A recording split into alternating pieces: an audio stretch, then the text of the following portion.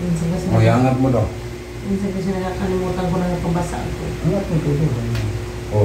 Kanina, hindi mo may ganun yan. Ganyan lang siya.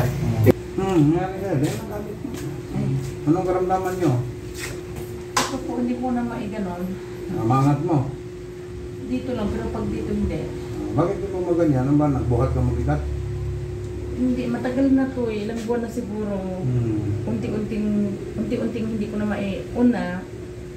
Nagagalaw ko pa, pero nung mga nakaraang buwan mula March, hindi na masyado. Ganon mo Tapos ganyan. dito sumasakit na rin sa kanila. Anong ganon mo ganyan? Ano mo sa mga piti? Ganon mo. Hanggang maangat. Ganyan. Hindi na maangat. Hindi Sakit na. na. Oo, hindi ganyan. Yan ang bakbakin natin. Yan. Oo, pero masakit. Oh, no choice ka. Kaya hilutin mo natin yan. Tingnan mo, hirap nga Oo. Tumangka eh. Kasi parang walang lakas dito eh. Wala na kasi yan. Wala Dito dugo masakit. makadaloy eh. Masakit na rin, aray. Wala dugo makadaloy. Ikaw, pagkainin kita, isang kutsara lang.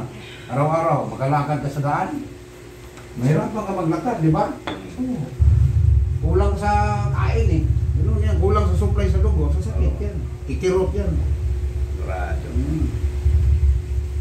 Tingnan mo yung tatay nga dumating dito. Yung kamay niya, alos hindi mo mahawakan. Ganon. Hindi ako magpapahilot na lang din para limang daan piso. Oo, tingnan mo. Iba talaga yung sakit ka ng lang. Pabakin ko yan. Yung Minsan dito. Kung pahinot ka, inaan mo yung araw mo sa hinot Oo. lang. Huwag ka. kasi, O, iangat mo daw.